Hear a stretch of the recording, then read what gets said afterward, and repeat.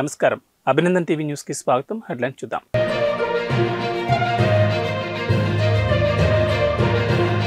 కోడికత్తి case నిందితుడు శ్రీనుకు భారీ ఊరట, బెయిల్ మంజూరు చేసిన హైకోర్టు.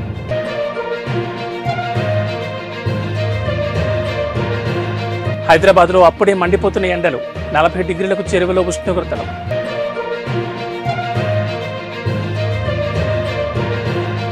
నిక్కీ హేలీకి దారుణ పరాభవం, నోటాలో సగం ఓట్లు కూడా రాలేదు.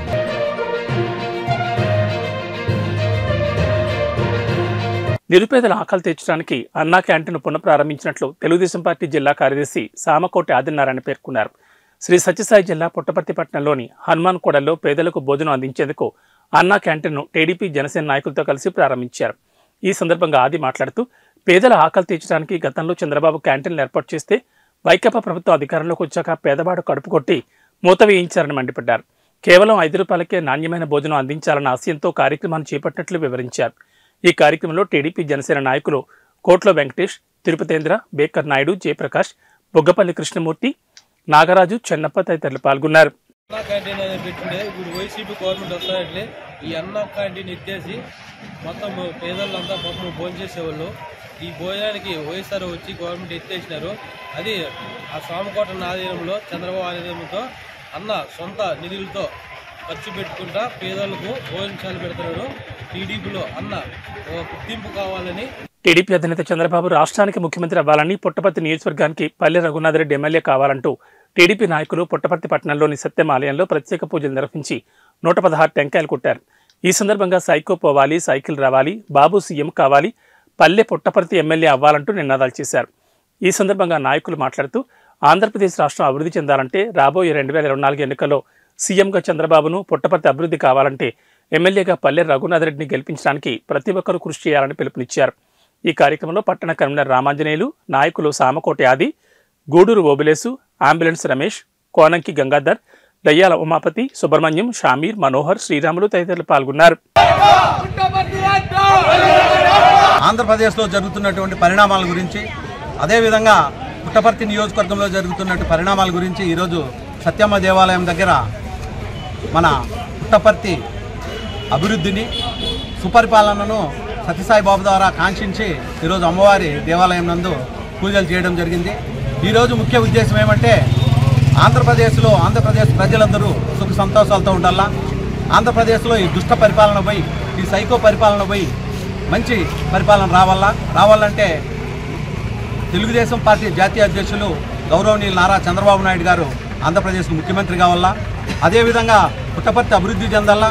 పుట్టపర్తిలో కూడా సుపరిపాలన, అభివృద్ధి జరిగే అన్ని రంగాల వారు అభివృద్ధి చెంది సుఖ సంతోషాలతో ఉండాలంటే ఇక్కడ ఖచ్చితంగా పల్లె రఘునాథ్ రెడ్డి గారి నాయకత్వమే అవసరం. ఎందుకంటే గత 15 సంవత్సరాల నుండి ప్రతి ఒక్క ఇంటికి వెళ్ళి ప్రతి ఒక్కరిని పలకరించి వాళ్ళ సాధక బాధకాల్లో భాగస్వామ్యం కలిగినటువంటి వ్యక్తి ఎవరంటే పల్లె రఘునాథ్ రెడ్డి గారు. కాబట్టి ఈసారి ఖచ్చితంగా పల్లె రఘునాథ్ రెడ్డి గారికి పుట్టపర్తి టికెట్ కేటాయించిన తర్వాత ఖచ్చితంగా మంచి మెజార్టీతో గెలిచి పుట్టపర్తిని మంచి పరిపాలన అందిస్తారు. అదేవిధంగా మన నారా చంద్రబాబు నాయుడు గారు ముఖ్యమంత్రి అయ్యి మన ఆంధ్రప్రదేశ్ను కూడా సుఖ సంతోషాలతో ప్రజారంజకంగా పరిపాలిస్తారని ఈ మీడియా ద్వారా ఒక్కసారి ఆంధ్రప్రదేశ్ ప్రజలను, పుట్టపర్తి ప్రజలకు ఒకటే అప్పీల్ చేస్తున్నాం. మంచి వారికి, మంచి పరిపాలన అందించే వారికి ఇక్కడ పుట్టపర్తి నియోజకవర్గంలో కానీ ఆంధ్రప్రదేశ్లో కానీ ఓటేసి ఆశీర్వదిస్తారని మీ అందరికీ మరొకసారి ప్రార్థిస్తూ తెలియజేస్తున్నాం. ఈరోజు రాష్ట్రంలో జరుగుతున్నటువంటి ఈ రావణకాష్ట కానీ, ఈ సైకో ప్రభుత్వం పోవాలంటే ఖచ్చితంగా 2024లో చంద్రబాబు నాయుడు గారి నాయకత్వంలో తెలుగుదేశం పార్టీ ఆధ్వర్యంలో చంద్రబాబు నాయుడు గారు ముఖ్యమంత్రి కావాలి. అలాగే పుట్టపర్తి నియోజకవర్గంలో పల్లె రఘునాథ్ రెడ్డి గారి ఎమ్మెల్యే కావాలి. ఆ తర్వాత ఇక్కడున్న ప్రజలకి కానీ, రాష్ట్రంలో ప్రజలకు కానీ సుభిక్షంగా అన్ని పథకాలు అందాలని కాంక్షిస్తున్నాం. 4.5 సంవత్సరాలుగా ఈ సైకో ప్రభుత్వాన్ని మనము చూసి విసిగిపోయాము.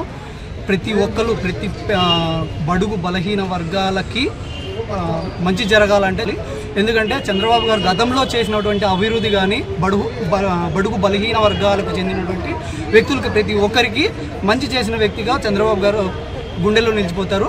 అలాగే పుట్టపర్తిలో కూడా పల్లెసారి మాత్రమే ఉంటే చాలా అభివృద్ధి చెందుతుంది. ఎందుకంటే రోడ్లు కానివ్వండి, ఇసుక కానివ్వండి, ప్రతి ఒక్కటి బడుగు బలహీన వర్గాలకు మాత్రమే మంచి జరిగిందన్నది నా విశ్వాసం. ఎందుకంటే రైతులకు కానీ, ఇల్లు కాలిపోయిన వ్యక్తులకు కానీ, వరద బాధితులకు కానీ ప్రతి ఒక్కరికి మంచి జరిగింది అంటే ఒక పల్లెసార్ మాత్రమే చేయగలిగాడు.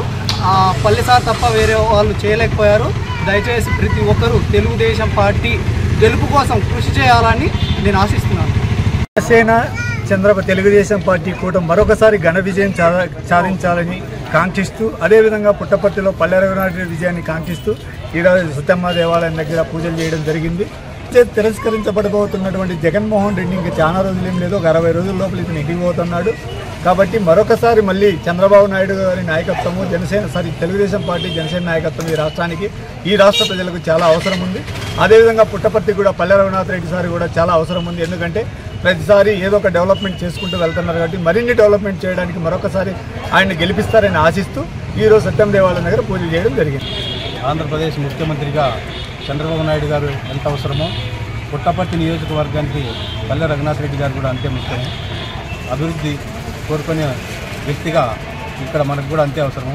శ్రీకాకుళం జిల్లా పెద్దపాడు గ్రామానికి చెందిన ప్రముఖ రంగస్థలం కళాకారులు వెండికొండ కర్ర సన్మాన గ్రహీత కలియుగ హరిశ్చంద్ర బిరుదాంకితులు ఉమ్మడి ఆంధ్ర రాష్ట్రంలో హరిశ్చంద్ర పాత్రలో తనకంటూ ఒక ప్రత్యేకతను ఏర్పరచుకున్న రంగస్థల కళామతల్లి ముద్దుబిడ్డ కీర్తిశేషుడు కలగా లక్ష్మయ్య గారి పెద్ద కుమారుడు హరిశ్చంద్ర నాటకంలో వీరబా పాత్రలో తనకు తానే సాటి అని నిరూపించుకున్న ఉమ్మడి ఆంధ్రప్రదేశ్ రాష్ట్రంలో ఎన్నో సన్మానాలు సత్కారాలు పొందిన కీర్తిశేషులు కలగా లక్ష్మీనారాయణ గారి అకాల మరణం ఉమ్మడి ఆంధ్రప్రదేశ్కు దుఃఖసాగరంలో ముంచేసింది. వారి పవిత్ర ఆత్మకు శాంతి చేకూరాలని కుటుంబ సభ్యులతో పాటు ఉమ్మడి ఆంధ్రప్రదేశ్ మరియు శ్రీకాకుళం జిల్లా పెద్దపాడు ప్రజలు భగవంతుని ప్రార్థించారు. లక్ష్మీనారాయణ ఆత్మశాంతి కలగాలని శ్రీ వేణుగోపాల భక్తిస్వరాంజలి గ్రూప్ వారు ఆలాపన గానం చేకూర్చారు. ఈ కార్యక్రమంలో శ్రీ వేణుగోపాల భక్తిస్వరాంజలి గ్రూప్ అడ్మిన్ అల్లుకేశ్వర మాట్లాడుతూ కళారంగంలోని ప్రత్యేక పేరుగాంచిన కలగా లక్ష్మీనారాయణ గారు లేకపోవడం తీరని లోటన్నారు. ఈ సంతాప సభ కార్యక్రమంలో తెలుగుదేశం పార్టీ మాజీ మంత్రి తదితరులు పాల్గొన్నారు. ఈ కార్యక్రమంలో అన్నదాన కార్యక్రమం భారీ ఎత్తున ఏర్పాటు చేశారు. మన ఆంధ్రే కాదు, యావత్ ఆంధ్రప్రదేశ్లోనే ఎక్కడ ఏ ఒక్క కార్యక్రమాలైనా ఆయన పాల్గొనేవాళ్ళు. And at the same time అదే ఆయన మాకు ఎలా రెస్పెక్ట్ ఇచ్చేవాళ్ళంటే మా ఎమ్మెల్యే గారు అని చెప్పి ఆవిడ మాకు గౌరవించేవాళ్ళు. అటువంటి గౌరవప్రదమైనటువంటి కుటుంబాల్లో వీళ్ళంతా ఉండడం మాకు చాలా సంతోషంగా ఉంది. ఇదే కళని ఇంకా 10 మందికి అందించి ఆనందాన్ని కలిగించండి అనేదే నా తనక ఆలోచన అని చెప్పి నేను ఈ సందర్భంగా మనం చేసుకున్నాను. ఒకటే కళ అనేది ఎప్పుడు ఒక ఆర్తిని కలిగిస్తుంది, ఒక ఆప్యాయతని కలిగిస్తుంది, ఒక ప్రేమని కలిగిస్తుంది, ఒక మంచి హృదయాన్ని కలిగిస్తుంది. ప్రధానమంత్రి విశ్వకర్మ యోజన పథకం అమలు చేయడంలో ఖమ్మం జిల్లా మరీ వెనుకబడిందని ఓబీసీ మోర్చా రాష్ట్ర కార్యదర్శి సంజయ్ గన్నెట్టి అన్నారు. బీజేపీ పార్టీ జిల్లా కార్యాలయంలో మీడియా సమావేశం నిర్వహించిన ఆయన ప్రధానమంత్రి విశ్వకర్మ యోజన పథకం అమలుపై అసంతృప్తిని వ్యక్తం చేశారు. 7 శాఖల అధికారులతో అవగాహన సమావేశం ఏర్పాటు చేశామని, అన్ని రాష్ట్రాల్లో ఈ పథకం శరవేగంగా నడుస్తుండగా తెలంగాణలో మాత్రం ఆ స్థాయిలో అమలు లేదని అన్నారు. 18 రకాల వృత్తిదారులను బలోపేతం చేయడానికి ప్రధానమంత్రి ఈ పథకం తీసుకొచ్చారని చెప్పారు. ఎక్కడా అవినీతికి పైరవీలకు ఆస్కారం లేకుండా ఆన్లైన్ ద్వారా అప్లై చేసుకునే అవకాశం కల్పించారన్నారు. ఈ పథకం అమలు చేయడంలో 7 శాఖల మధ్య గందరగోళం నెలకొందని, ఈ రోజు నిర్వహించిన సమావేశానికి చాలా మంది వచ్చారని, అప్లై చేసిన వాళ్లకు 7 రోజులు ట్రైనింగ్ ఇవ్వడం జరుగుతుందని, ఆర్థికంగా వెనుకబడిన వారిని అభివృద్ధిలోకి తీసుకురావడానికి మోడీ ఈ పథకానికి శ్రీకారం చుట్టారన్నారు. దేశంలో ప్రతి ఊర్లో కమ్మరి, కుమ్మరి, వడ్రంగి, చాకలి, నాయి, బోయి, మరి మేదర, పూలల్లే వాళ్ళు, బుట్టలల్లేవారు, మరి చెప్పులు కుట్టేవాళ్ళు, ఈ పని చేయని ఊర్లే ఉండవు. ఎందుకంటే ఒక 500 ఉన్న గ్రామం కూడా ఇటువంటి పనులు చేసే జనాలు ఉంటారు కనుక వాళ్ళను ఆర్థికంగా పైకి లేపాలి, ఆర్థికంగా బలపరచాలి, బలం చేయాలి, బలం చేకూర్చాలనే ఉద్దేశంతో నరేంద్ర మోదీ గారు ఈ స్కీమ్ తీసుకోవడం జరిగింది. మరి 13,000 కోట్లతోని ఈ స్కీమ్ తీసుకున్నప్పుడు మరి దీన్ని స్వరూపం ఏంటంటే ఏ ఒక్కరు కూడా చేతివాటం లేకుండా, ఏ ఒక్కరు ప్రయాణం లేకుండా, ఏ నాయకుడు నేను ఇప్పిస్తా అనే మాట లేకుండా మీరు సిఎస్సి సెంటర్ ద్వారా ముందు సిఎస్సి సెంటర్ ద్వారా దాన్ని అప్లై చేయడం జరుగుతుంది, దాన్ని డౌన్లోడ్ చేయడం జరుగుతుంది. దానికి కావాల్సింది ఒక Aadhaar card plus bank account ఉంటే చాలు. ఎందుకంటే యాక్చువల్లీ రేషన్ కార్డు ఉంటే అది కుటుంబంలో ఉన్న 4 పేర్లు దాంట్లో ఉంటాయి కనుక అది లేకపోతే రేషన్ కార్డు మన దగ్గర చాలా మంది దగ్గర లేదు కనుక ఆ రేషన్ కార్డు బదులుగా ఉన్న ఇంట్లో 4 ఆ నలుగురిలో ఆధార్ కార్డు ప్లస్ ఒక బ్యాంక్ అకౌంట్ ఉంటే వాళ్ళు దాన్ని అప్లై చేసుకొని దాన్ని ఆన్లైన్గా దాని ప్రక్రియ మొదలవుతుంది. కాంగ్రెస్ పార్టీ ఎన్నికల హామీలు ప్రకటించిన విధంగా 6 గ్యారంటీల అమలు కట్టుబడి ఉందని, ఓటమి పాలైన బీఆర్ఎస్ నాయకులు అసహనానికి లోనై తప్పుడు ప్రచారాలు చేస్తున్నారని కాంగ్రెస్ ఖమ్మం జిల్లా నగర అధ్యక్షులు మహమ్మద్ జావేద్ స్పష్టం చేశారు. జిల్లా కాంగ్రెస్ కార్యాలయం సంజీవ్ రెడ్డి భవన్లో విలేకరుల సమావేశంలో ఆయన మాట్లాడుతూ బీఆర్ఎస్ నాయకుల తీరుపై ఆగ్రహం వ్యక్తం చేశారు. బీఆర్ఎస్ ఓటమిని జీర్ణించుకోలేక బీఆర్ఎస్ నాయకులు కాంగ్రెస్ పార్టీపై తప్పుడు ప్రచారం చేస్తున్నారని, ముఖ్యమంత్రి, డిప్యూటీ ముఖ్యమంత్రులపై నోటికి ఇష్టం వచ్చినట్లు మాట్లాడుతున్నారని, ఇలా ఇష్టం వచ్చినట్టు మాట్లాడితే కాంగ్రెస్ కార్యకర్తలు చూస్తూ ఊరుకోరని హెచ్చరించారు. ఈ కార్యక్రమంలో కాంగ్రెస్ కార్పొరేటర్లు, కాంగ్రెస్ మహిళా అధ్యక్షురాలు, కాంగ్రెస్ కార్యకర్తలు తదితరులు పాల్గొన్నారు. ఉద్యమకారుడైనటువంటి కేసీఆర్కి ఇస్తే బంగారు తెలంగాణని బాగుంటుంది అని చెప్పేసి అనుకుంటే ఆ రోజు శ్రీమతి సోనియా గాంధీ గారు దీన్ని బంగారు తెలంగాణగా ఆ రోజు ఉన్నటువంటి టీఆర్ఎస్ పార్టీ చేతిలో పెడితే దాన్ని ఆ బంగారాన్ని తీసుకెళ్లి తాకట్టు పెట్టి 7 లక్షల కోట్ల రూపాయలు అప్పు చేసింది ఈ ప్రభుత్వం, బీఆర్ఎస్ పార్టీ ప్రభుత్వం.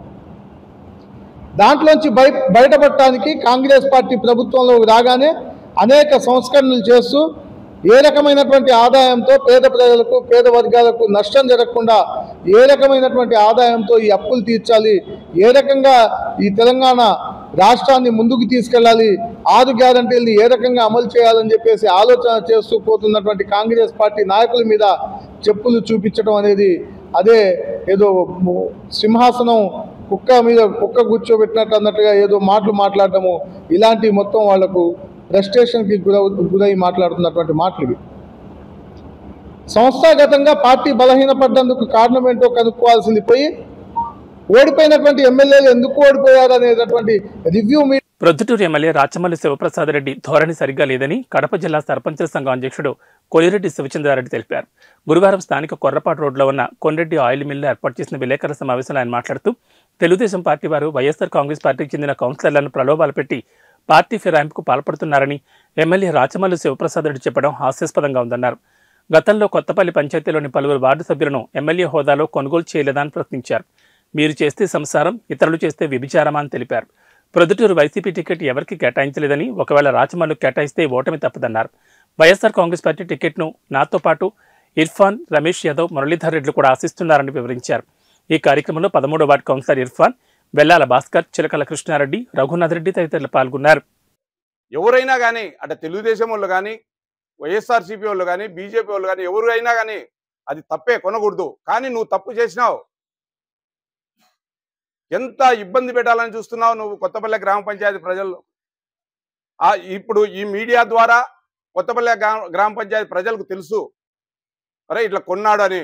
అదే మీడియా లేకపోతే నేను చాలా ఇబ్బంది పడేవాడిని. కానీ నా కొత్తపల్లె గ్రామ పంచాయతీలో ప్రజలకు అందరికీ తెలుసు ఈయన ఇబ్బంది పెట్టేది. నువ్వు చేస్తే శృంగారం, వేరే వాళ్ళు చేస్తే వ్యభిచారం. ఇది ఏంది? ఇది ఎవడు చేసినా కూడా తప్పేది. మేమైతే ఖండిస్తున్నాం చేయకూడదని. నువ్వు తప్పు చేసినావు, తప్పు చేసి ఆ తప్పును సరిదిద్దుకునేందుకు నువ్వు నిన్న వార్డు కౌన్సిలర్లను అందరినీ పెట్టి ఏ రోజైనా కానీ కౌన్సిలర్లను నువ్వు సక్రంగా చూసావా? చూడలే. ఇప్పుడు ఎలక్షన్లు వచ్చినాయని చెప్పి నీ టికెట్ కోసం నువ్వు ఎన్నో ప్రయత్నాలు చేస్తున్నావు. గౌరవ ముఖ్యమంత్రి వర్యులకు ప్రొద్దుటూరు గురించి ప్రతి ఒక్క విషయం తెలుసు. ఇక్కడ టికెట్ ఇస్తే ప్రస్తుతం ఉన్న ఆయనకి ఇస్తే కనుక ఏమవుతుంది, ప్రజల్లో ఎవరు మమేకమై ఉన్నారు, ప్రజలకు మద్దతు ఎవరు ఉంది, ప్రజలే కదా ఎన్నుకుండేది.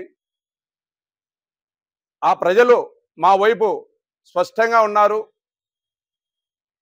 గౌరవ ముఖ్యమంత్రి వర్యులు సర్వే చేయించండి, మంచి సర్వే చేయించండి.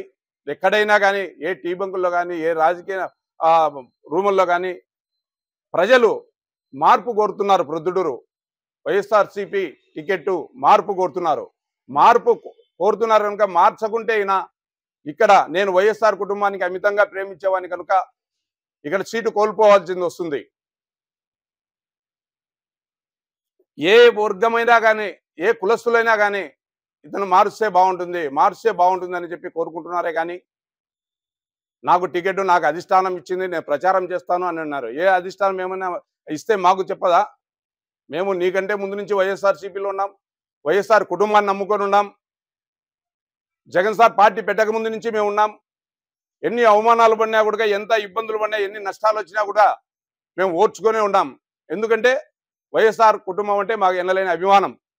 మా అన్న ఎంతో గొప్పవాడు. 12 సంవత్సరాలు సర్పంచ్గా ఉన్నాడు కొత్తపల్లె గ్రామ పంచాయతీలో. ఎన్నో వేల కుటుంబాలకు తాలిబొట్లు ఇచ్చినటువంటి మా అన్న దేవుని చూసుకుంటారు ఈ రోజు గుడుగా.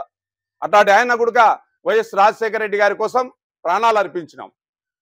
ప్రాణాలు ఇచ్చినా కూడా ఏ రోజు మేము బాధపడలేదు. వైఎస్ఆర్ కుటుంబం కోసం మళ్ళీ ప్రాణాలు ఇచ్చేదానికైనా సిద్ధంగా ఉన్నాం.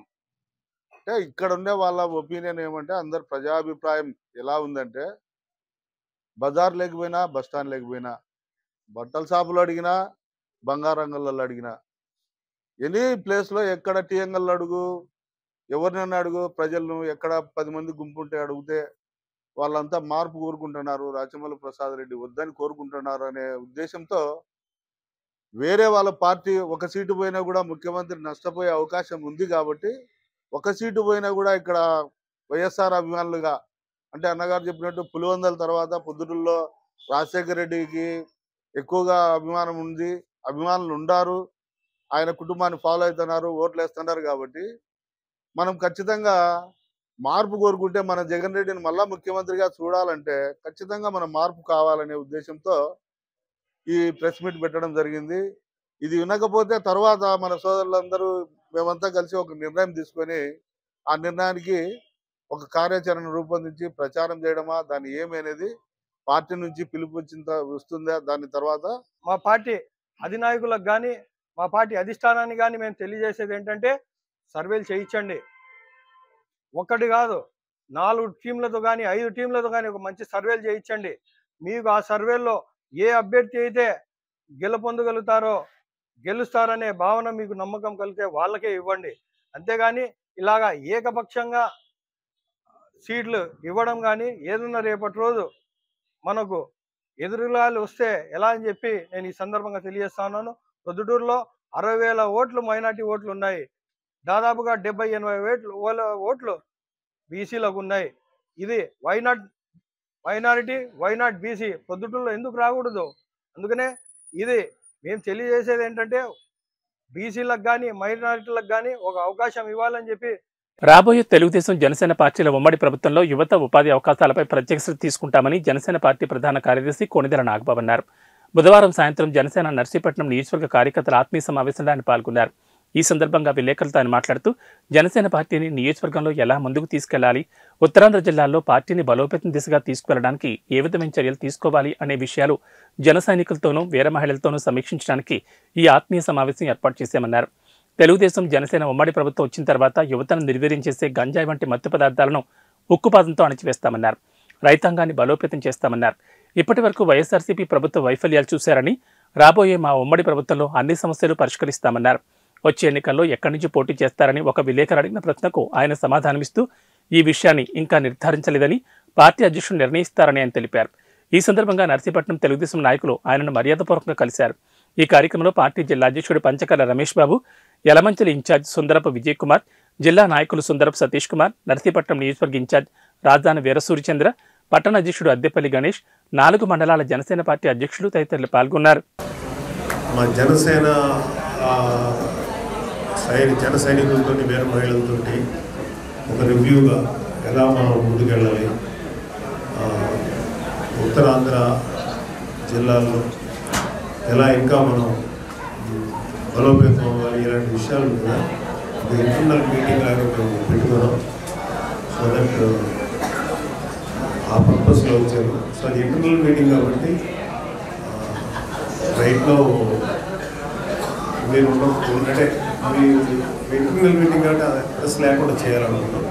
బట్ మీకు ఏదన్నా ఒక 2-3 క్వశ్చన్లు అడిగితే దీనికి సమాధానం చెప్పేస్తే మేము బాగు చేస్తాం. స్థానిక సమస్యలు చాలా ఉన్నాయి నియోజకవర్గంలో. ఇక్కడ నాగవరంలో కానీ, మాకారపురంలో కానీ, నర్సీపట్నంలో కానీ ప్రధాన సమస్యలు ఉన్నాయి. ప్రధానంగా నర్సీపట్నంలో గాంజాయికి యువత ఎడిట్పడింది, దానిపై ప్రత్యేక దృష్టి సారించాలి. మీరు ఎలాంటి హామీ ఇవ్వగలుగుతుందో చెప్పండి. గంజాయి అనబడే కాన్సెప్ట్ని జనసేన టీడీపీ అలయన్స్ వచ్చిన తర్వాత ఐరన్ హ్యాండ్తో అణిచేస్తాం. దీంట్లో ఎటువంటి సందేహం లేదు. గంజాయి మీద ఒక ప్రభుత్వం బతకాల్సిన అవసరం లేదు. మన యువతని చెడగొట్టాల్సిన అవసరం లేదు. యువతకి మంచి భవిష్యత్తు ఇవ్వాలంటే ముందు ఈ గంజాయి కాల్సి, ఎందుకంటే ఎక్కడ భారతదేశంలో ఎక్కడ గంజాయి దొరికినా మూలాలు వైజాగ్, అరకు ఏరియా చెబుతున్నారు. సో జనసేన వచ్చిన ప్రభుత్వం, జనసేన టీడీపీ అలయన్స్ ప్రభుత్వం వచ్చిన తర్వాత ఐరన్ హ్యాండ్ తోటి ఇప్పుడు చేస్తాం. ఏమి చేస్తే రైతాంగానికి రక్షించబడుతుందో, ఈ రైతాంగానికి సపోర్ట్ ఇస్తాం. ఉన్న వైసీపీ ప్రభుత్వం వాళ్ళకి వైఫల్యం కాబట్టి ఖచ్చితంగా ఇక్కడ మన మీకు దీనికి సంబంధించి ఉన్నాయి. డంపింగ్ యార్డ్కి సంబంధించిన మన ఇలాగా ఈ ఇష్యూస్ మీద మాత్రం రైతాంగానికి, ఎందుకంటే పవన్ కళ్యాణ్ గారు రైతాంగం మీద ప్రత్యేకమైన శ్రద్ధ పడతారు. ఖచ్చితంగా దాని మీద కూడా మేము యాక్షన్ తీసుకుంటాం. ఇంకేం కావాలంటే ప్రజలకి ఎటువంటి చేస్తే హెల్ప్ అవుతుందో, ఎటువంటి చర్యలు తీసుకుంటే ఉపయోగపడుతుందో జనసేన టీడీపీ తీసుకోవడం జరుగుతుంది. ఎందుకంటే ఇప్పుడు దాకా మీరు ఒక వైసీపీ ప్రభుత్వాలకు వైఫల్యాన్ని చూశారు. ఇప్పుడు జనసేన ఎలా ప్రజల్లోకి, జనసేన టీడీపీ అలయన్స్ ప్రభుత్వం ఎలా ప్రజల్లోకి వెళ్ళి ప్రజలకు సంబంధించిన సమస్యల్ని, ఇష్యూస్ని ఎంత గొప్పగా పరిష్కరిస్తుందో, నేను ప్రజలకు సంబంధించిన ఏ సమస్యనైనా మా జనసేన టీడీపీ అలయన్స్ ప్రభుత్వం పరిష్కరిస్తుంది. ఈ విషయంలో ఎన్నో సందేహం లేదు. Thank you very much. ఈ ఇన్సూరెన్స్ మార్చి 31తో అయిపోతుంది. ఎన్నికల సమయం కాబట్టి ఎవరికి భారం కాకుండా మన జన సైనికులు, వీర మహిళల తరపున వాళ్ల భద్రత కోసం 3.5 కోట్లు నేను కడతానని జనసేన పార్టీ అధినేత పవన్ కళ్యాణ్ అన్నారు. ఈ స్కీమ్, ఈ ఇన్సూరెన్స్ టైం అయిపోతూ ఉంది, ఎలక్షన్లు వచ్చేస్తున్నాయి, ఏం చేయాలంటే నేను ఒకటే చెప్పాను. ఈ వచ్చే కొద్ది నెలల వ్యవధి, ఈ 3 నెలలు 4 నెలలకి వచ్చే మన జన సైనికులకి వేయకుండా నేను ప్రత్యేకంగా నేను తీసుకుంటాను. ఆ డబ్బులు నేను సినిమా చేసిన సంపాదన నుంచి నేను తిరిగి మన జన సైనికులకి ఇస్తానని చెప్పి 3.5 కోట్ల రూపాయలు ఎవరికి భారం కాకుండా ఈ 3.5 కోట్ల రూపాయలు జన సైనికుల తరపున. హైదరాబాద్ నీలోఫర్ హాస్పిటల్లో అగ్ని ప్రమాదం జరిగింది. హాస్పిటల్ మొదటి అంతస్తులో ల్యాబ్లో అగ్ని ప్రమాదం చోటు చేసుకుంది. హాస్పిటల్ పరిసరాలన్నీ పొగతో నిండిపోయాయి. దీంతో పిల్లల తల్లిదండ్రులు భయాందోళనకు గురయ్యారు.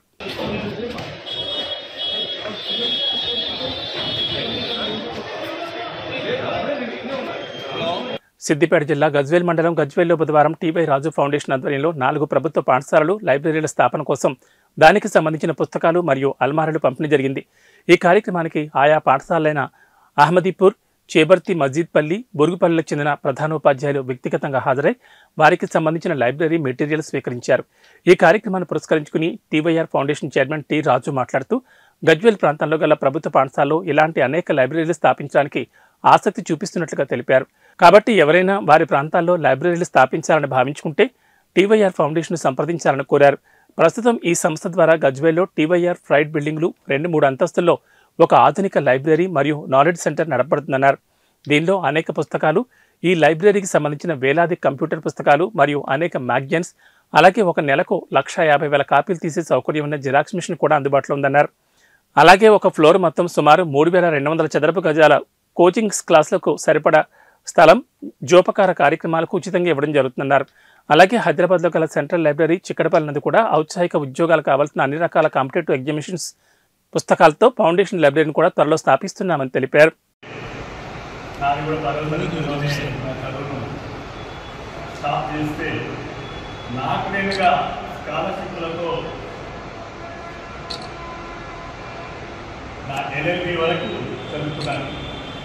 నాకు 8 స్కాలర్షిప్లు వచ్చి ఆ కాలంలో నేను చదివింది కూడా ఆ కాలంలో, మరి ఈ కాలంలో కూడా ప్రసిద్ధి చెందినటువంటి కళాశాలలు, నిజాం కాలేజ్ అయితేవి, లేకపోతే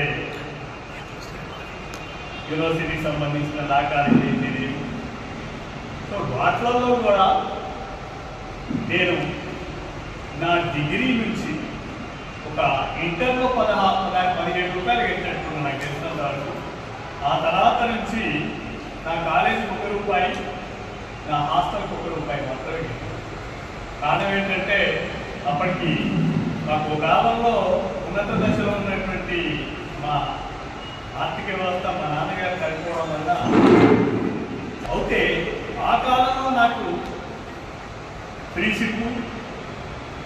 bursary, national loan, Nizam trust fund, Tata some ventures or something is there, then BC scholarship, BC hostel, ఇట్లా 8 స్కాలర్షిప్ వచ్చేది. ఆ తర్వాత నాకు మళ్ళీ ఇంటి గురించి ఆలోచించే అవసరం లేకుండా పోయింది.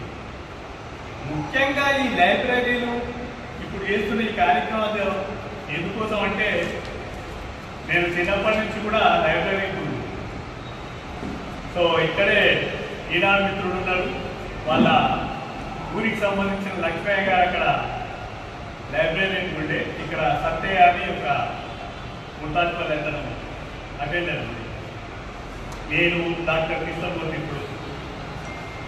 సో మేము ఆల్మోస్ట్ ఆల్ మాకు ఆ ఇన్స్టిట్యూట్స్ ఏమున్నాయి, చదువుకోవడానికి అవసరం ఉన్నటువంటి డబ్బులు ఎక్కడ దొరుకుతాయి, స్కాలర్షిప్స్ ప్రైవేట్ ఏమిస్తుంది, గవర్నమెంట్ ఏమిస్తుంది అంటే మనం చదువుకున్న తర్వాత జాబ్స్, ఏ జాబ్స్ ఉంటాయి, గ్రూప్ 1, గ్రూప్ 2, గ్రూప్ 3, దాంతో పాటుగా సకలం రైల్వే సర్వీసే కానీ బ్యాంకింగ్ సర్వీసే కానీ అన్ని సంస్థలకు సంబంధించినటువంటి ఇన్ఫర్మేషన్ సెంటర్ కూడా ఒకటి పెట్టాం. ఆల్మోస్ట్ ఆల్ దాన్ని ఇప్పుడు ఒక 30 to 40% అయింది, ఇంకా కొంచెం ఉంది.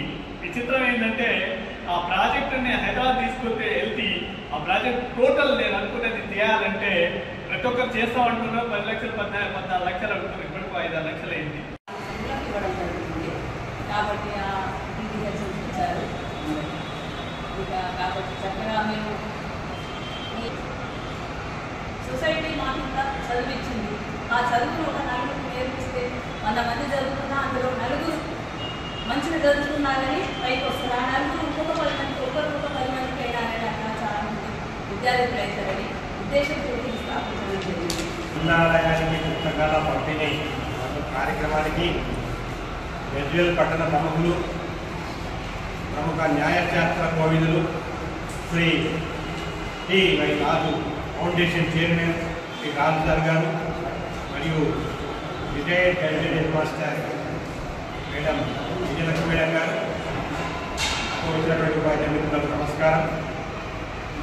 విద్య నిగూఢ గుప్తమో విత్తమ రూపము పురుషాలకి విద్వాన్ సర్వత్ర పూజ్యతే.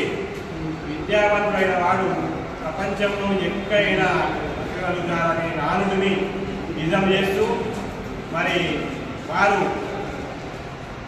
Go to back you to society, you to nation అని చెప్పి రాజుగారికి మా బాలుపల్లి తరఫున మా ఉపాధ్యాయ ఏబీ బులెటిన్ విశేషాలు. నమస్కారం.